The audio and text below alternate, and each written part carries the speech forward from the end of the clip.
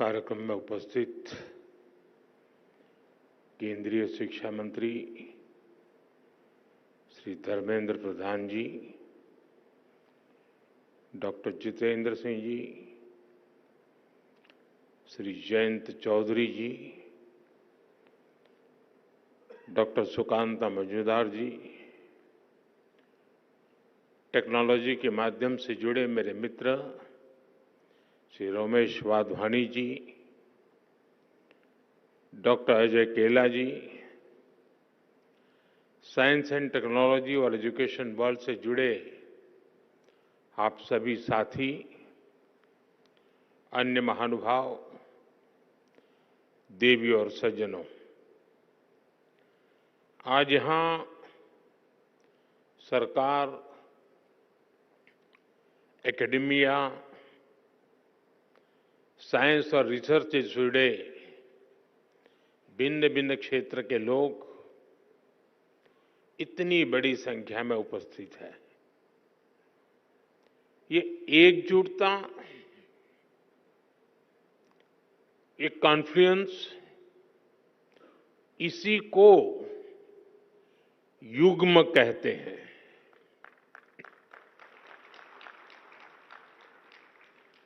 एक ऐसा युग्म जिसमें विकसित भारत के फ्यूचर टेक से जुड़े स्टेक होल्डर्स एक साथ जुड़े हैं, एक साथ जुटे हैं। मुझे विश्वास है भारत की इनोवेशन कैपेसिटी और डीप टेक में भारत की भूमिका को बढ़ाने के लिए हम जो प्रयास कर रहे हैं उसे इस आयोजन से और बल मिलेगा। आज आईआईटी कानपुर और आईआईटी बॉम्बे में एआई, इंटेलिजेंस सिस्टम और bio science, biotechnology, health and medicine के सुपर हब्स की शुरुआत हो रही है। आज वाधवानी इनोवेशन नेटवर्क का भी आरंभ हुआ है। अनुसंधान नेशनल रिसर्च फाउंडेशन के साथ मिलकर रिसर्च को आगे बढ़ाने का संकल्प भी लिया गया है। मैं इस प्रयास के लिए वाधवानी फाउंडेशन को, हमारी आईआईटीज को और दूसरे सभी स्टेक होल्डर्स को बहुत बहुत बधाई देता हूं।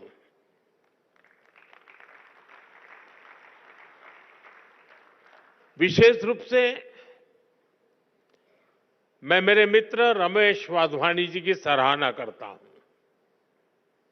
आपके डेडिकेशन और सक्रियता से प्राइवेट और पब्लिक सेक्टर ने मिलकर देश की शिक्षा व्यवस्था में कई सकारात्मक बदलाव किए हैं। साथियों, हमारे शास्त्रों में कहा गया है, परम परोपकारार्थ यो जीवति स जीवति, अर्थात जो दूसरों की सेवा और परोपकार के लिए जीवन समर्पित करता है वही वास्तविक जीवन जीता है। इसलिए हम साइंस और टेक्नोलॉजी को भी सेवा का ही माध्यम मानते हैं। जब मैं हमारे देश में वाधवानी फाउंडेशन जैसी संस्थाओं को देखता हूं, जब मैं रमेश जी और उनकी टीम के प्रयासों को देखता हूं, तो मुझे खुशी होती है, गर्व होता है कि हम भारत में साइंस और टेक्नोलॉजी को सही दिशा में आगे बढ़ा रहे हैं।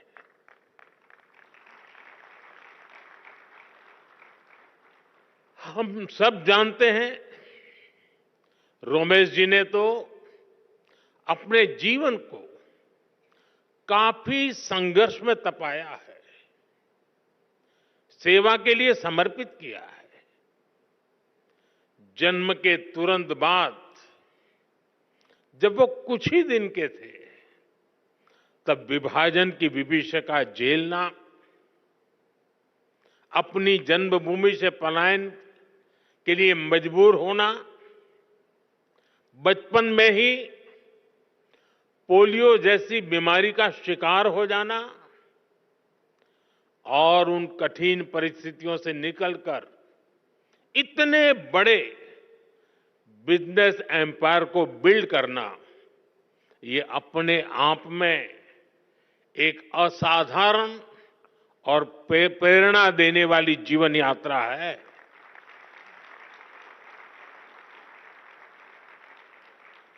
और अपनी इस सफलता को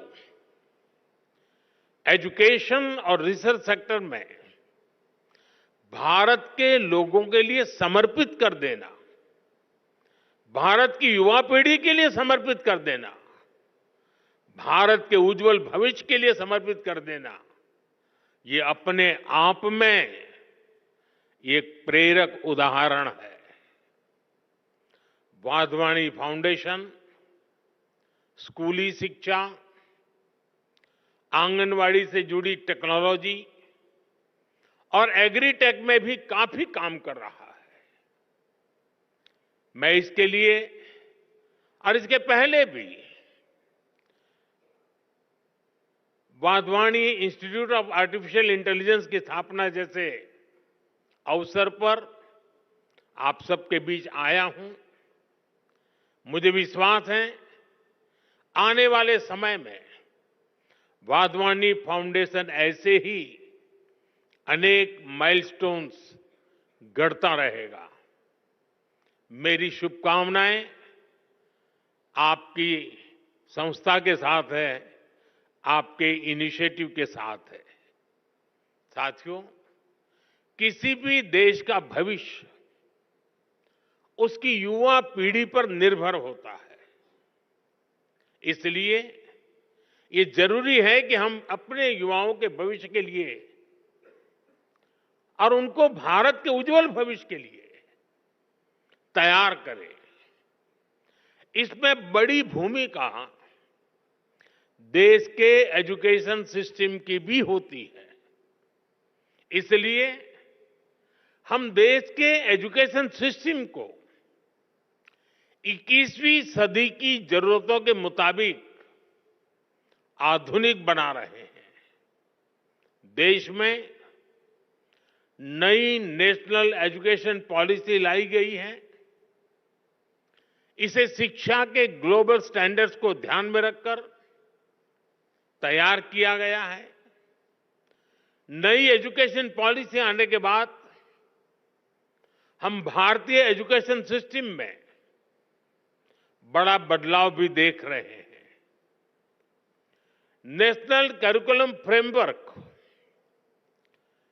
लर्निंग टीचिंग मटेरियल और क्लास 1 से लेकर क्लास 7 तक नई टेक्स्ट बुक तैयार कर ली गई है। पीएम ई विद्या और दीक्षा प्लेटफॉर्म के तहत one nation one digital education infrastructure का निर्माण किया गया है। ये इंफ्रास्ट्रक्चर एआई बेस्ड है और स्केलेबल भी है। इसका इस्तेमाल देश की 30 से ज्यादा भाषाओं और 7 विदेशी भाषाओं में टेक्स्ट बुक्स तैयार करने के लिए हो रहा है। नेशनल क्रेडिट फ्रेमवर्क के जरिए स्टूडेंट्स के लिए अलग अलग विषयों को एक साथ पढ़ाना आसान हो गया है। यानी भारत के स्टूडेंट्स को अब आधुनिक शिक्षा मिलनी शुरू हुई है। उनकी कैरियर के लिए नए रास्ते बन रहे हैं।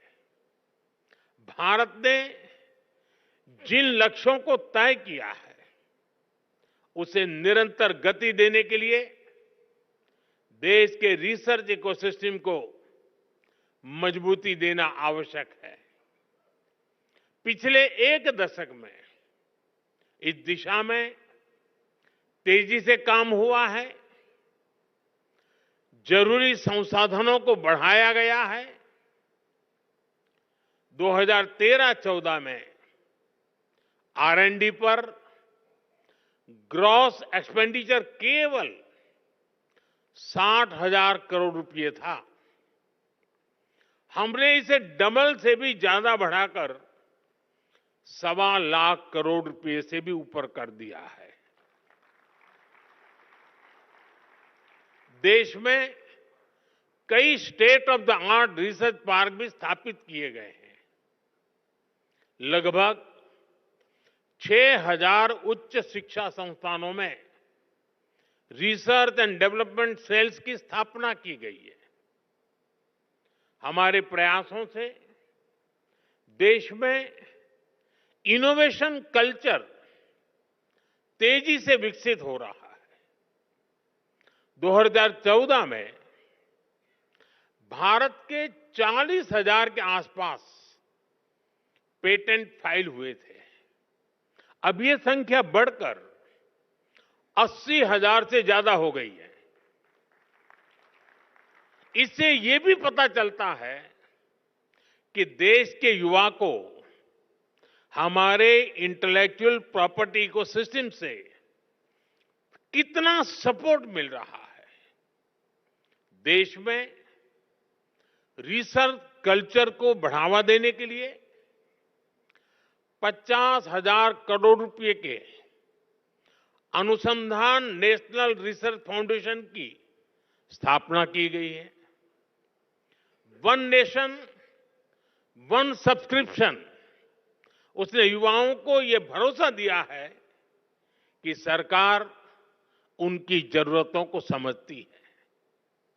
आज से इस योजना की वजह से उच्च शिक्षा हासिल करने वाले छात्रों की पहुंच वर्ल्ड क्लास रिसर्च जर्नल तक आसान हो गई है। देश की प्रतिभाओं को आगे बढ़ने में कोई रुकावट ना आए, इसके लिए प्राइम मिनिस्टर्स रिसर्च फेलोशिप की व्यवस्था बनाई गई है। साथियों, इन प्रयासों का परिणाम है कि आज का युवा सिर्फ R&D में एक्सेल नहीं कर रहा, वो खुद भी R&D बन चुका है। और जब मैं कहता हूं कि वो खुद R&D है, तो मेरा मतलब है रेडी एंड डिसरप्टिव। भारत आज अलग अलग सेक्टर्स में रिसर्च के नए माइलस्टोन स्थापित कर रहा है। पिछले साल भारत ने दुनिया का सबसे लंबा हाइपरलूप टेस्ट ट्रैक कमीशन किया। 422 मीटर का ये हाइपरलूप इंडियन रेलवे के कोलैबोरेशन से IIT मद्रास में डेवलप किया गया। IISc बेंगलोर के साइंटिस्ट ने भी एक ऐसी टेक्नोलॉजी डेवलप की है जो नैनो स्केल पर लाइट को कंट्रोल करती है। IISc में ही रिसर्चर्स ने ब्रेन ऑन चिप टेक्नोलॉजी विकसित की है। ब्रेन ऑन अ चिप यानी एक मॉलिक्यूलर फिल्म के अंदर 16,000 से ज्यादा कंडक्शन स्टेट्स में है। डाटा स्टोर और प्रोसेस करने की कैपेबिलिटी। कुछ सप्ताह पहले ही देश ने पहली इंडिजीनियस MRI मशीन भी बना ली है। ऐसे अनेक पाथ ब्रेकिंग R&D हैं जो हमारी यूनिवर्सिटीज में हो रहे हैं। ये है विकसित होते भारत की युवा शक्ति, रेडी, डिसरप्टिव और ट्रांसफॉर्मेटिव। साथियों, भारत के यूनिवर्सिटी कैंपस आज नए डायनेमिक सेंटर्स बन रहे हैं। ऐसे सेंटर्स जहां युवा शक्ति ब्रेक थ्रू इनोवेशन को ड्राइव कर रही है। हाल ही में हायर एजुकेशन इंपैक्ट रैंकिंग में भारत ग्लोबल लेवल पर सबसे ज्यादा रिप्रेजेंटेड रहा। 125 देशों के 2000 इंस्टीट्यूशन में से 90 से ज्यादा यूनिवर्सिटीज भारत से थी। 2014 में क्यूएस वर्ल्ड रैंकिंग में भारत के केवल 9 इंस्टीट्यूट्स और यूनिवर्सिटीज थी। 2025 में ये संख्या 46 हो चुकी है। दुनिया के टॉप 500 हायर एजुकेशन इंस्टीट्यूट्स में भारतीय संस्थानों की संख्या भी पिछले 10 वर्षों में तेजी से बढ़ी है। अब विदेशों में हमारे प्रमुख संस्थानों के कैंपस खुल रहे हैं। अबू धाबी में आईआईटी दिल्ली, तंजानिया में आईआईटी मद्रास, इसके कैंपस खोले गए हैं। दुबई में आईआईएम अहमदाबाद का कैंपस खोले जाने की तैयारी है। और ऐसा नहीं है कि सिर्फ हमारे टॉप संस्थान ही बाहर कदम रख रहे हैं, बाहर के भी टॉप संस्थान भारत आ रहे हैं। भारत में दुनिया की टॉप यूनिवर्सिटीज के कैंपस खुलने की शुरुआत हो चुकी है। इससे एकेडमिक एक्सचेंज बढ़ेगा, रिसर्च की फील्ड में कोलैबोरेशन बढ़ेगा, हमारे छात्रों को क्रॉस कल्चरल लर्निंग का एक्सपोजर भी मिलेगा। साथियों, टैलेंट, टेम्परामेंट और टेक्नोलॉजी की ट्रिनिटी ही भारत के भविष्य को ट्रांसफॉर्म करेगी। इसके लिए हम भारत के बच्चों को बचपन में ही जरूरी एक्सपोजर दे रहे हैं। अभी हमारे साथी धर्मेंद्र जी ने विस्तार से बताया, हमने अटल टिंकरिंग लैब जैसे इनिशिएटिव लिए हैं। अभी तक देश में 10,000 अटल टिंकरिंग लैब खोली जा चुकी है। इस बजट में सरकार ने 50,000 और अटल टिंकरिंग लैब खोलने की घोषणा की है। विद्यार्थियों को फाइनेंशियल सपोर्ट देने के लिए पीएम विद्यालक्ष्मी योजना भी शुरू की गई है। हमारे स्टूडेंट्स अपनी लर्निंग को एक्सपीरियंस में तब्दील कर सके, इसके लिए हमने 7,000 से ज्यादा इंस्टीट्यूट्स में इंटर्नशिप सेल स्थापित किए हैं। युवाओं में नए स्किल्स विकसित करने के लिए आज हर संभव प्रयास किया जा रहा है। इन युवाओं के टैलेंट, टेम्परामेंट और टेक्नोलॉजी की ये ताकत ही भारत को सफलता के शिखर तक लेकर जाएगी। साथियों, हमने विकसित भारत के लक्ष्य के लिए अगले 25 वर्षों की समय सीमा तय की है। हमारे पास समय सीमित है, लक्ष्य बड़े हैं।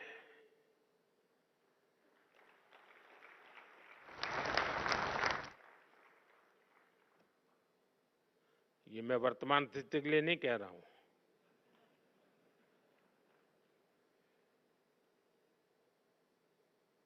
और इसलिए ये जरूरी है कि हमारे आइडिया की प्रोटोटाइप से प्रोडक्ट तक की यात्रा भी कम से कम समय में पूरी हो। जब हम लैब से मार्केट तक की दूरी को कम कर देते हैं तो रिसर्च के परिणाम लोगों तक तेजी से पहुंचने लगते हैं। इससे रिसर्च को भी मोटिवेशन मिलता है, उनके काम, उनकी मेहनत का इंसेंटिव उन तक पहुंचता है। इससे रिसर्च, इनोवेशन और वैल्यू एडिशन के व्हील को और गति मिलती है। इसके लिए जरूरी है कि हमारा पूरा रिसर्च इकोसिस्टम एकेडमिक इंस्टीट्यूशन से लेकर इन्वेस्टर्स और इंडस्ट्री तक हर कोई रिसर्च के साथ खड़ा हो, उन्हें गाइड करे। इंडस्ट्री लीडर्स इस दिशा में एक कदम और आगे ला सकते हैं और वो हमारे युवाओं का मार्गदर्शन कर सकते हैं। फंड की व्यवस्था कर सकते हैं और साथ मिलकर नए सॉल्यूशन डेवलप कर सकते हैं। इसलिए सरकार रेगुलेशंस को सिंप्लीफाई करने, अप्रूवल्स को फास्ट ट्रैक करने के प्रयासों को भी गति दे रही है। साथियों, हमें AI, quantum computing, advance analytics, space tech, health take, synthetic biology को लगातार प्रमोट करना होगा। आज हम देख रहे हैं भारत एआई डेवलपमेंट और एडॉप्शन में आगे रहने वाले देशों में शामिल है। इसके विस्तार के लिए सरकार ने इंडिया एआई मिशन को लॉन्च किया है। इससे world class infrastructure, high quality data sets और रिसर्च फैसिलिटी तैयार किए जाएंगे। भारत में एआई सेंटर्स ही एक्सेलेंस की संख्या भी बढ़ाई जा रही है। देश के जाने माने संस्थानों, उद्योगों और स्टार्टअप के द्वारा इन सेंटर्स ऑफ एक्सेलेंस को गति मिल रही है।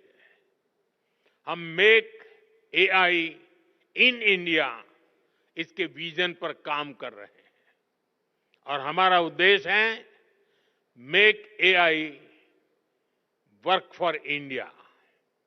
इस बार के बजट में हमने आईआईटी में सीटों की संख्या और कैपेसिटी बढ़ाने का निर्णय लिया है।